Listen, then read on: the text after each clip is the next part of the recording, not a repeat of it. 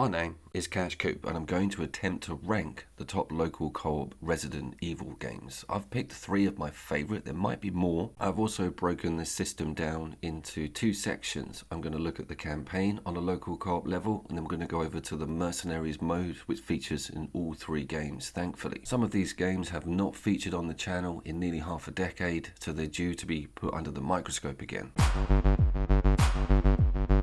This is what these games would look like without that horrendous aspect ratio. You kind of see why they applied it. You don't really have a lot of room for the UI here, and I think having them at adjusted angles just really sets things off on a weird note. But I think for the sake of argument, I will keep it on its original aspect, and the Resident Evil 4 remake could have added some decent split screen because that's got a very strong Mercenaries mode. We shall have a look at that later on. The first campaign up for judgment is obviously Resident Evil 6's. Are we creeping up these stairs or are we creeping down them? I think that's perfect analogy for how this game appears to a traditional Resident Evil fan. It is completely overcooked with Hollywood, crazy, smash, fire, streets, apocalypse, global scale action that you're like, where is the original Resident Evil? We haven't even covered the crazy control adjustments.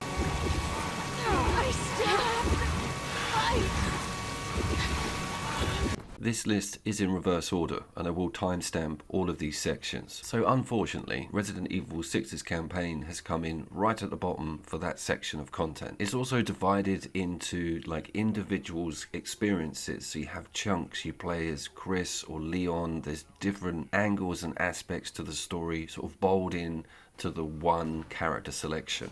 None of that makes sense. None of this game makes sense.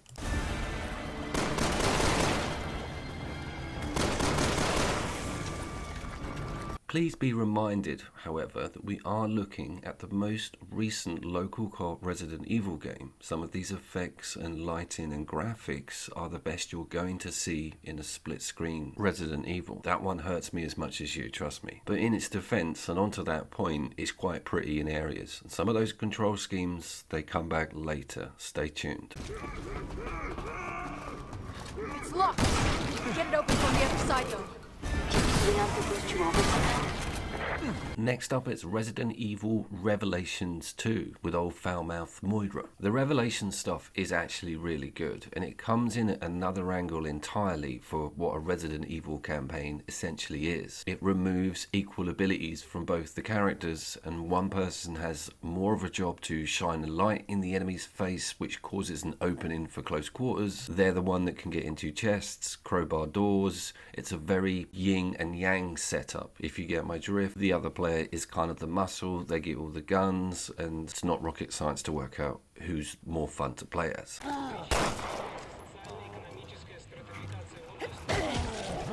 It doesn't just stick to these two as a character dynamic, it switches out who you get to control. There's some Barry action in here. The locations of the game and its production during that campaign is really good and not cheesy and crass looking like RE6. There's actually some thought and build up behind it. The story isn't terrible. I was quite welcomely surprised at how interactive this campaign is. There's a strange free download on it as well, the Penal Colony, so you can have a look at this for absolutely nothing on local and get a taste for that campaign action.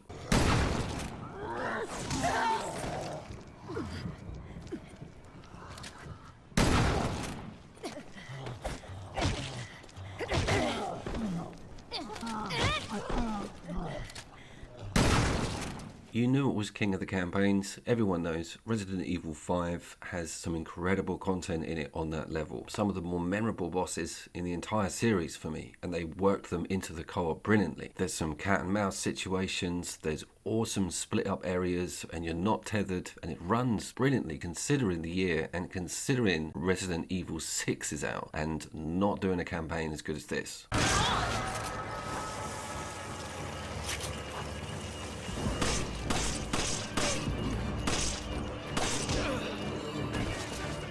We We have some breathtaking locations and huge switch out on environment, and as I mentioned before with the setup on the characters, this is an equal opportunities gunfire game. Everybody gets their own inventory, there's switch around swaps, give people stuff. The depth is huge, and the upgrades and all the meta within your equipment is also quite a cool area, with the currency, finding treasures, selling stuff. The memories are brilliant, and it is still really good now. I implore you to fire it up again. What about the racism, Goop? It's set in Africa. I never heard something so stupid in my life. IGN, I blame you.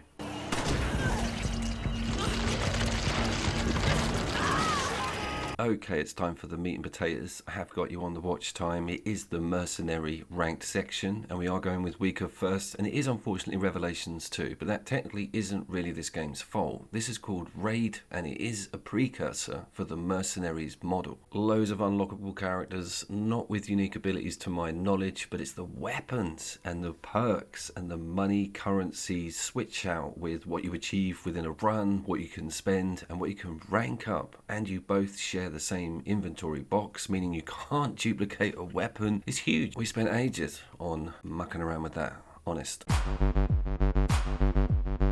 So as mentioned on the sort of proto-mercenaries front, there is some sort of teething stuff. Every zombie has its own energy bar, which is actually quite handy considering how bullet spongy they are, and this all corresponds to where your gun is on rank. That also accounts for like aim instability, so there's loads of stuff to get sorted out when you're lower. You also have a zombie countdown meter to the final zombie up on the top right there, and no real combo bonus to my knowledge, but it is about doing the run, and they get pushed in either end. Some larger map areas wouldn't have gone amiss, and your location progression is kind of linear. It's like level by level, unlock as you go kind of thing, but that's quite an incentive, and that points more towards a campaign setup than the traditional mercenaries we know and love. Revelations does as best as it can considering how early it is in the development of the mercenaries game model.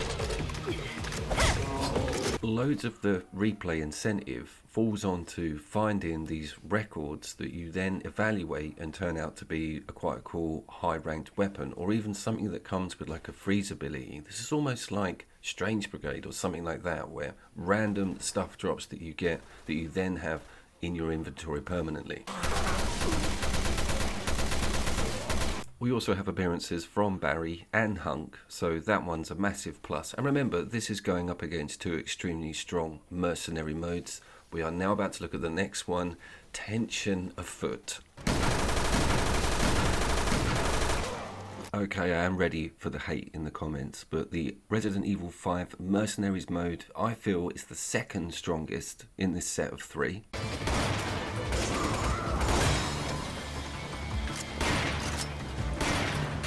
I am aware of the rampant controversy with that statement. Here's how it works with me. Those tank controls on RE5 are amazing in that campaign, because what they do is amplify tension and claustrophobia and panic, because you can't turn around very quickly. You can if you use the shortcut, but things are chunky, clunky, they take time, and that adds to some of the scenes when you need to get like loads of stuff done and get somewhere or change something in your inventory becomes a bit difficult, particularly with tense piece of mercenaries.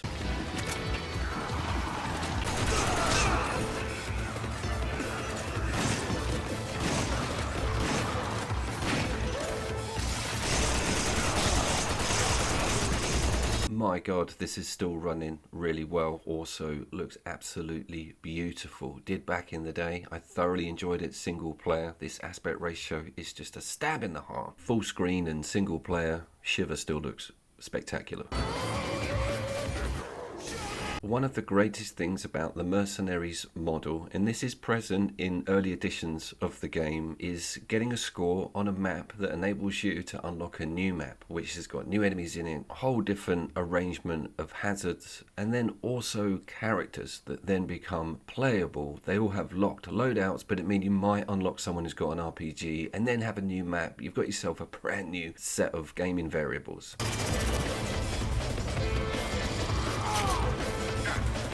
Mercenaries maps, and this goes for most of them, they also feel like a vertical slice of what that Resident Evil game had to offer within that area of level. I'm talking about mini bosses and larger formidable enemies. It pumps them in over time, so the longer you're in there, the more difficult, varied and scary it gets.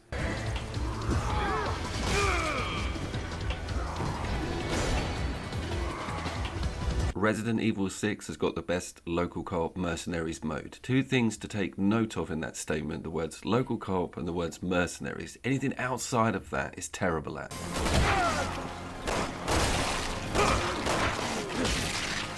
You remember me talking about the claustrophobic tank controls in the RE5 campaign? Well, this is just polar opposite. You jump, somersault, roll, you're basically Jackie Chan. The maps are absolutely colossal, to be fair, and talking about that enemy input in stages getting harder, tougher, more varied, this pictures it brilliantly, combined with some amazing gunplay, like full of guns everywhere. No one's shining a torchlight in anyone's face at any point. The low blow coupe, that is the RE Revelations campaign, and not a fair representation of its Mercenaries mode.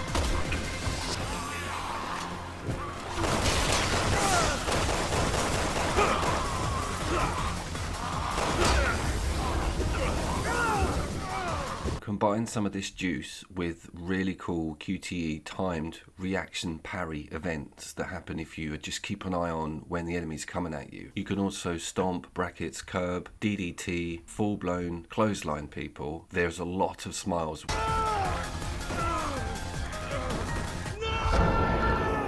It has just dawned on me that some of you guys might be new on the subscription front. I do want to say that all of these mercenary modes are amazing single player and offline, and I'm pretty sure that RE5 and 6 online servers may still be running, so you could have this full screen and still co-op. Also, the mercenary scoring system and whole reason for the setup itself is that number up in the top right. That is a zombie bonus kill meter. We've got to keep that going. If we lose it, we lose our points, and we may not be able to get any unlocks at the end of the game. This one unfortunately has all maps unlocked like RE5. I forgot to mention, so that particular incentive is kind of pulled.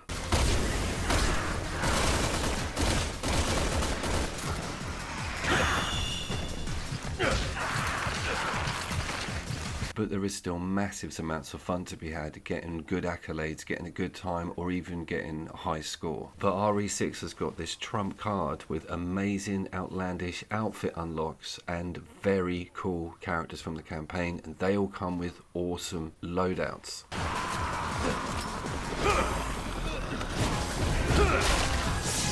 That character differential thing is not to be underestimated, giving you really cool moves that are only applicable to who you're playing with. Obviously switch out on guns, but also equipment and ordnance. But it's the UI thing, everyone having their own set of heads-up displays, just pretty cool.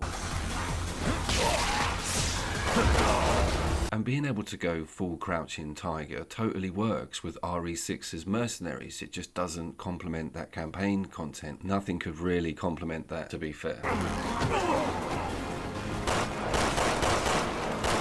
This game was also released in a time in the PS4 lifespan where everything was pointing towards PvP and online. It's kind of deja vu a bit there. So all of the menus have got these strange modes and kind of wasted content, agent mode, that sort of thing. But there is a Mercenaries No Mercy mode.